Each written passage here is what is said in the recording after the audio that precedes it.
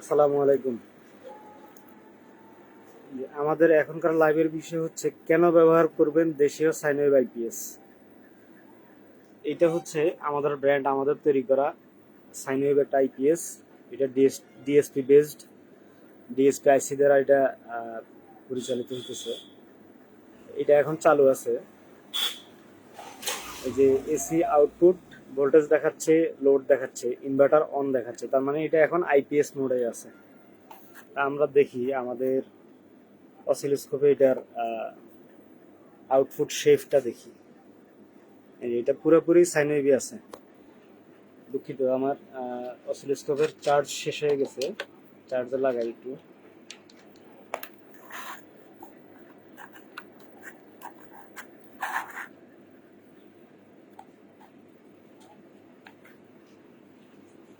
এইটা দেখা যাচ্ছে এটার আউটপুট ওয়েভ শেপ একেবারে পুরোপুরি সাইন ওয়েভই আছে। এখন আমরা এটাতে এসি ইন করায় দেখাই। এখানে কিন্তু আপনার হচ্ছে দেখেন ইনভার্টার অন, এটা আপনার এখন আইপিএস মোডেই আছে, এটা। এখন আমরা এটাকে এসি ইনপুট করাই, দেখি কি হয়। এখন আপনার হচ্ছে বিদ্যুৎ লাইন মোডে চলে গেছে। দেখি এখন আউটপুট শেপটা কেমন। এটা এসি মোডে যেমন, আউটপুট মোডে তেমন। আমি প্লাগটা আবার আনপ্লাগ করতেছি।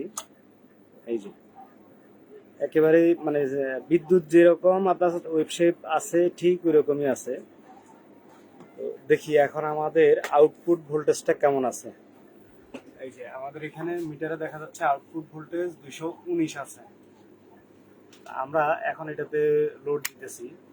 এই যে 200 ওয়াট লোড দিছি, এটার আউটপুট ভোল্টেজ বাড়েও নাই কমেও নাই।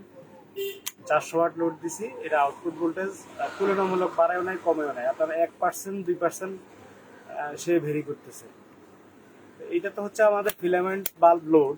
আমরা দেখি এটাতে আপনার হচ্ছে ইন্ডাকটিভ লোড। এইখানে আপনার আইপিএস এর বিষয় হচ্ছে সাইন ওয়েভ এবং স্কোয়ার ওয়েভ বা অন্যান্য মডিফাইড সাইন ওয়েভের সাথে তারতম্য কেমন হবে সেটা একটু দেখি। আমরা যখন আইপিএস এ ইন্ডাকটিভ কোনো লোড, যেমন ফ্যান, মোটর বা ফ্রিজ, অন্যান্য বিষয়গুলো যখন আপনি এইটাতে লোড দেবেন, তখন কি হবে, এইটার আপনার ইম্প্যাক্টের কারণে এইটার আপনার ওয়েভ শেপ যেটা, ওইটা পরিবর্তন হয়ে যাবে। পরিবর্তন হওয়ার ফলে যেই ফ্রিকোয়েন্সিতে যেই ডিস্টারবেন্সটা আসবে, ওইটাতেই কিন্তু আপনাদের ফ্যানের নয়েজ বা মোটরের নয়েজ আসবে, অথবা খারাপ হবে, ফ্যান স্পিড কম হবে, বেশি হবে, খারাপ হয়ে যাবে আর কি, ওর কার্যকারিতা নষ্ট হয়ে যাবে। তো আমরা দেখি আমাদের অসিলোস্কোপে চার্জ নাই, ওই জন্য আবার বন্ধ হয়ে গেছে। আবার চালু করলাম, এই যে ওর ওয়েবশেপ এইতে আছে। এখন দেখেন আমরা এটাতে ইন্ডাকটিভ লোড একেবারে সর্বোচ্চ। এই মেশিনটার ক্যাপাসিটি হচ্ছে 800 ওয়াটের। এখানে দেখেন, এই আমরা একটা গ্রাইন্ডিং মেশিন চালাবো এখানে। এই গ্রাইন্ডিং মেশিনটার ইনপুট পাওয়ার হচ্ছে 700 ওয়াট। আপনি কোনো আইপিএসেই একেবারে ইম্প্যাক্ট মানে হচ্ছে ওর ক্যাপাসিটির যতটুকু ক্যাপাসিটি, ওর আশেপাশে আপনি কিন্তু ইন্ডাকটিভ লোড দিতে পারবেন না। কিন্তু দেখেন আমাদের এই আইপিএস গুলা কি হয়, এটা কিন্তু আমাদের হচ্ছে মোস্টলি এটা করা, এটাকে অপটিমাইজ করা হয়েছে অনেকগুলা, অনেক করা হয়েছে, এটাকে অনেক অপটিমাইজ করা হয়েছে। আউটপুট এবং ইনপুটে পাওয়ার লসের বিষয়গুলো আমরা এটা অনেকটা স্মুথ করা হয়েছে, অনেকটা পারফেক্ট করা হয়েছে, যাতে করে এটা স্মুথ কাজ করে। তো দেখি আমরা এটা এই 700 ওয়াট একটা গ্রাইন্ডিং মেশিন আমরা চালু করে দেখি আমাদের ওয়েব শেপটা চেঞ্জ হয় কিনা, কেমন হয়। এখানে গ্রাইন্ডিং মেশিন চালাইলে কিন্তু আমাদের সাউন্ড কিন্তু, মাইক্রোফোনের সাউন্ড কিন্তু বেশ খানিকটা হবে, কারণ গ্রাইন্ডিং এর আপনারা জানেন ভালো একটা নয়েজ আসে, সাউন্ড আসে। তা আমি গ্রাইন্ডিংটা চালু করতেছি, দেখি আপনাদের ওয়েব শেপটা দেখেন কেমন হয় আমাদের ইতে।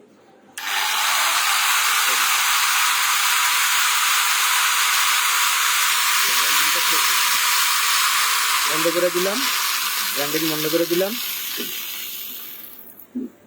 গ্রাইন্ডিং বন্ধ, চালু চালু হওয়া এবং বন্ধ হওয়া ও রানিং থাকা অবস্থায় আপনার হচ্ছে চালু করলে প্রথমে একটা ইম্প্যাক্ট আসে। এটা সব কিছুতেই আসবে। আপনার হচ্ছে পিডিবি থেকে যে লাইনটা আসছে, ওখানেও আপনি যদি মোটামুটি ভালো একটা লোড দেন, সেখানেও একটা ইম্প্যাক্ট আসবে। আপনার হচ্ছে ওই শেফের উপরে একটা ইম্প্যাক্ট আসবে। ওইটাকে কাটায় নিয়ে, সাথে সাথে কাটা নিয়ে কিন্তু ঠিক করে ফেলতেছে, আপনার ফ্রিকোয়েন্সিটাকে একদম ঠিক করে ফেলতেছে। আমি আবার একটু চালাই, দেখেন বিষয়টা কেমন হয়। গ্রাইন্ডিংটা আবার চালু করতেছি। এই যে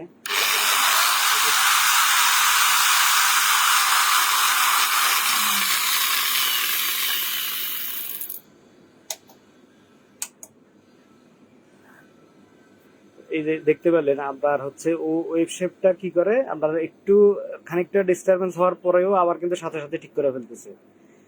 এই হচ্ছে সাইন ওয়েভের বৈশিষ্ট্য। আর আপনি যদি এখানে কোনো square wave inverter, square wave IPS বা মডিফাইড সাইন ওয়েভ অথবা ট্রায়াঙ্গুলার যেমন ইন্ডিয়ান আইপিএস গুলা যাই আপনি ব্যবহার করেন না কেন, এখানে কিন্তু ওয়েভ শেপটা কিন্তু ঠিক থাকবে না। এই যে সাইন ওয়েভে যেমন ঠিক থাকতেছে, ও একই শেপে ধরে রাখতেছে 50 হার্টসের কাছাকাছি, ওইটা কিন্তু ঠিক থাকবে না। তো এইটা ডিস্টারবেন্স আসবেই। তো এই ক্ষেত্রে আপনি সাইন ওয়েভ অবশ্যই, আপনাদের যদি কোনো সেন্সিটিভ ইস্যু যন্ত্রপাতি থাকে বা আপনার motor type inductive type load যদি আপনি ভালো রাখতে চান, অবশ্যই আপনি সাইন ওয়েভ আইপিএস ইউজ করতে হবে। আপনার হচ্ছে এই শেপটা যদি ঠিকঠাক না থাকে, সেক্ষেত্রে আপনার কি হবে, বাসাবাড়ির যেমন লোড, ওই বাসাবাড়ির লোডে আপনার কি হবে, ওর হচ্ছে আপনার ফ্যানের যে নয়েজগুলো আসে ওই নয়েজটা আসবে। কারণ হচ্ছে ফ্রিকোয়েন্সি ঠিক না থাকলে ওখানে আপনার ওর ফ্যানের মোটরে ভালোভাবে কাজ করবে না, যার জন্য ফ্যানে কিছু নয়েজ আসবে, মোটরে নয়েজ আসবে ইন্ডাকটিভ লোডের ক্ষেত্রে। কিন্তু আপনি যখন ওখানে ক্যাপাসিটিভ লোড ইউজ করবেন, ক্যাপাসিটিভ লোডটা হচ্ছে ইলেকট্রনিক্স আইটেম, একটা হচ্ছে ইলেকট্রিক আইটেম আর একটা হচ্ছে ইলেকট্রনিক্স আইটেম। ইলেকট্রনিক্স আইটেম কি কি, যেমন হচ্ছে আপনার এই যে আমাদের এখন এলইডি বাল্ব আসতেছে, এলইডি টিভি, ফোন চার্জার, এইসব বিষয়গুলো ইলেকট্রনিক্স আইটেম। আর ইলেকট্রিক হচ্ছে ফ্রিজ, আগের দিনের যে ফ্রিজগুলা, ইনভার্টারগুলা না, আগের দিনের ফ্রিজগুলা, তারপরে হচ্ছে আপনার ফ্যান, তারপরে হচ্ছে মোটর বা ইলেকট্রিক ড্রিল, তারপরে হচ্ছে আপনার এই যে গ্রাইন্ডিং মেশিন, এইরকম মানে যেখানে মোটর আছে, কয়েল দ্বারা যেটা চলে, সেটাই হচ্ছে ইন্ডাকটিভ লোড। তো এখানে আপনার হচ্ছে আপনি যদি এখানে স্কোয়ার ওয়েভ ইউজ করেন, আইপিএস বা মডিফাইড সাইন ওয়েভ বলেন অথবা ট্রায়াঙ্গুলার শেপ ইন্ডিয়ান যে মেশিনগুলা, এইগুলা কিন্তু সাইন ওয়েভ না। তো সাইন ওয়েভ শেপ হবে এরকম, সাইন ওয়েভের শেপটাই হবে এরকম, ও সবসময় একই রকম থাকবে। আপনি লোড দেন অথবা না দেন, আমরা তো দেখালাম এটা নো লোডে যেমন ভোল্টেজ থাকতেছে, লোড দিলেও ঠিক একই রকম ভোল্টেজ থাকতেছে। কিন্তু আপনার হচ্ছে ট্রায়াঙ্গুলার শেপ বলেন, মডিফাইড সাইন ওয়েভ বলেন বা স্কোয়ার ওয়েভ বলেন, ওই ভোল্টেজ গুলো কিন্তু আপনার একই জায়গায় স্থির থাকবে না। তো আমরা অনেকেই ধারণা করি যে ভোল্টেজ বেশি হলেই শুধুমাত্র জিনিসপত্র নষ্ট হয়, আসলে বিষয়টা তা না। এখানে ফ্রিকোয়েন্সির একটা ইস্যু থাকে এবং ওর পাওয়ার ফ্যাক্টরের একটা ইস্যু থাকে। আপনার হচ্ছে ভোল্টেজ কম হলেও আপনার জিনিসপত্র, ইলেকট্রনিক্স আইটেম, কম্পোনেন্ট, এগুলো নষ্ট হইতেই পারে। ওখানে আপনার পাওয়ার ফ্যাক্টর যদি ঠিকঠাক মতো না থাকে, আপনার হচ্ছে ওর পাওয়ার কনজিউম বেড়ে যাবে, সেক্ষেত্রে আপনার জিনিসপত্র নষ্ট হইতে পারে। তারপর হচ্ছে আপনার এই যে অনেক স্কোয়ার ওয়েভ আইপিএস বা মডিফাইড সাইন ওয়েভ যেগুলো বলা হচ্ছে, দেখবেন ওগুলোতে আপনার হচ্ছে ভোল্টেজ ফ্লাকচুয়েশন করতেছে। ফ্লাকচুয়েশন কেমন, ধরেন আপনার 230 ভোল্ট আইপিএস থেকে আউটপুট দিচ্ছে, ওখানে আপনি একটা লোড দিলেন, ওটার সাথে সাথে কমে গেল, অথবা কমার পর আবার সাথে সাথে বাইরে গেল 10, 15, 20 ভোল্ট। এই যে ইনস্ট্যান্ট ইম্প্যাক্ট যেটা, এইটাতে আপনার হচ্ছে ইলেকট্রনিক্স কম্পোনেন্ট গুলা ক্ষয়ক্ষতি হয়। এই বিষয়গুলো আমাদের বুঝতে হবে, দেখতে হবে, দেখে শুনেই কিনতে হবে। আর একটা জিনিস আমরা দেখাই, এই যে আপনার হচ্ছে পাওয়ার লস, এইটা এখন কিন্তু কোনো লোড নাই, আমাদের এই আইপিএসটায় কোনো লোড নাই, ওর যাই আছে দেখতে পারতেছেন। আমরা দেখি এইটা ও স্ট্যান্ড বাই কেমন পাওয়ার নিতেছে। পাওয়ার লসের বিষয়টা আমাদের দেশে যেহেতু বিদ্যুতের খরচও বেশি এবং ব্যাটারির দামও বেশি, ব্যাটারির টেকসইয়ের বিষয়গুলো আমরা চিন্তা করতে হবে। পাওয়ার লস কেমন করতেছে, পাওয়ার লসের বিষয়টা আমি অন্য সময় আলোচনা করব। এখন দেখি এটা স্ট্যান্ড বাই কেমন অ্যাম্পিয়ার নিতেছে, ও স্ট্যান্ড বাই কেমন অ্যাম্পিয়ার নিতেছে ওইটা আমরা একটু দেখি।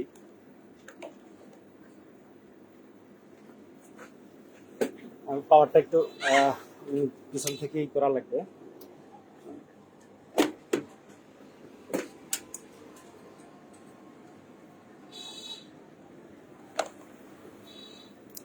এই যে আমরা দেখি এর হচ্ছে স্ট্যান্ড বাই অ্যাম্পিয়ার নিচ্ছে মাত্র 1.17, তার মানে আমার ব্যাটারি ভোল্ট আছে কত, এখন দেখাচ্ছে আইপিএস 12.4, ও নিচ্ছে 1.17, তার মানে 16-17 ওয়াটের মতো ও পাওয়ার লস করতেছে। তো এখানে পাওয়ার লসের বিষয়টা একটু সামান্য একটু বলি, সেটা হচ্ছে আপনার একটা আইপিএস যদি সে স্ট্যান্ড বাইতে সর্বনিম্ন একেবারে যতটুকু কম নেওয়া সম্ভব যদি সেটা নেয়, সেক্ষেত্রে আপনার এই আইপিএসটা যদি 5 ঘন্টা আপনি চালান, এই 5 ঘন্টা ও যেই চালু থাকার জন্য পাওয়ারটা খরচ করতেছে, এটা কিন্তু ওই 5 ঘন্টার সাথে আপনি অ্যাড করলে যে এইটা আসবে, ওটা মূলত ব্যাটারি থেকেই খরচ হইতেছে।